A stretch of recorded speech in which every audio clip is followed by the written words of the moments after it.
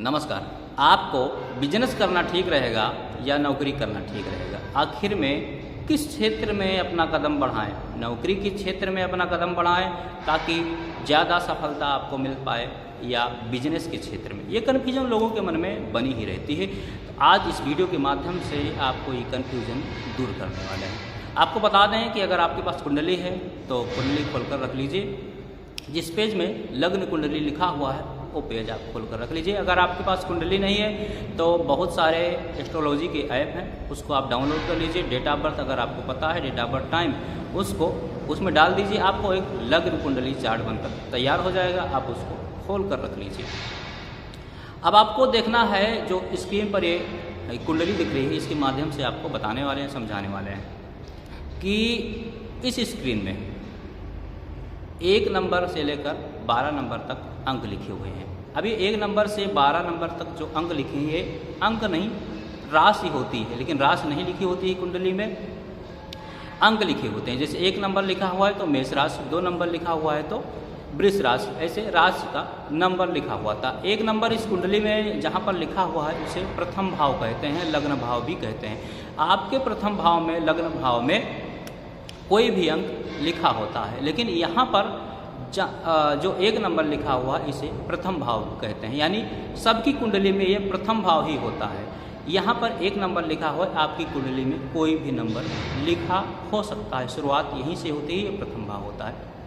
अब आपको अपनी कुंडली में देखना है कि आपकी कुंडली में मंगल गुरु, चंद्र गुरु या सूर्य गुरु, ये ग्रह कहीं एक साथ बैठे हुए हैं, या मंगल गुरु या चंद्र गुरु या सूर्य गुरु, ये ग्रह किसी भी भाव में अगर बैठे हुए हैं तो वो व्यक्ति नौकरी के क्षेत्र में जाएगा, वो नौकरी करना चाहेगा, नौकरी के क्षेत्र में ही उसे सफलता मिलेगी।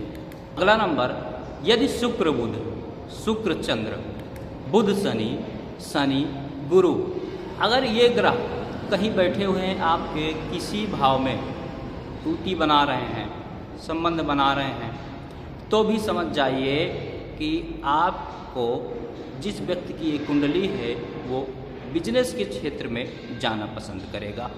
वो अगर बिजनेस करता है तो ज़्यादा सफल हो सकता है। अब अपनी कुंडली में देखिए, सप्तम भाव और दसम भाव का स्वामी यदि किसी भी प्रकार से संबंध बना रहे हैं तो समझ जाइए कि वो व्यक्ति बिजनेस करने वाला है, बिजनेस के क्षेत्र में सफलता हासिल करने वाला है। अब आप कैसे समझेंगे?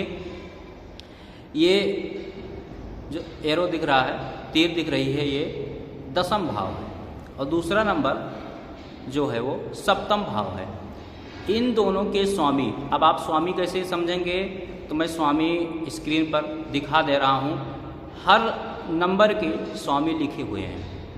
अब आपकी कुंडली में जो भी नंबर लिखा हुआ है, जो स्क्रीन पर मेरी कुंडली में दिख रहा है, इसमें 10 नंबर का जो स्वामी है और 7 नंबर का स्वामी है। अब आप देखिए कि आप में किस नंबर का कौन सा नंबर लिखा हुआ है, उसके स्वामी आप देख सकते हैं जो स्क्रीन पर दिख रहा है। इन दोनों के स्वामी अगर एक साथ कहीं भी बैठे हुए हैं, या इन दोनों के स्वामी के ऊपर, यानी कि जो दसम भाव है वो अगर किसी भी प्रकार से सप्तम भाव के स्वामी के ऊपर दृष्टि डाल रहा है या संबंध बना रहा है, या 7वें भाव का जो स्वामी है वो दसम भाव के स्वामी के ऊपर या दसम भाव पर दृष्टि डाल रहा है या संबंध बना रहा है, किसी भी प्रकार से इनकी युति बन रही है, तो समझ जाइए कि वो व्यक्ति बिजनेस करने वाला है, वो व्यापार के क्षेत्र में उसको ज़्यादा सफलता मिल सकती है। लग्न का स्वामी दसम भाव में हो। अब लग्न, आपको मैंने बताया जो प्रथम भाव है उसी को लग्न कहते हैं। लग्न का स्वामी दसम भाव में हो और लग्नेश किसी भी प्रकार से संबंध बना रहा हो, युति बना रहा हो, तो वो व्यक्ति व्यापार के क्षेत्र में जा सकता है, व्यापार के क्षेत्र में उसे ज़्यादा सफलता मिल सकती है। 6ठे भाव का स्वामी लग्न और दसम भाव से अगर मजबूत हो तो वो व्यक्ति नौकरी के क्षेत्र में जाना पसंद करेगा। वो व्यक्ति अगर नौकरी करता है तो अपने जीवन में ज़्यादा सफल हो सकता है।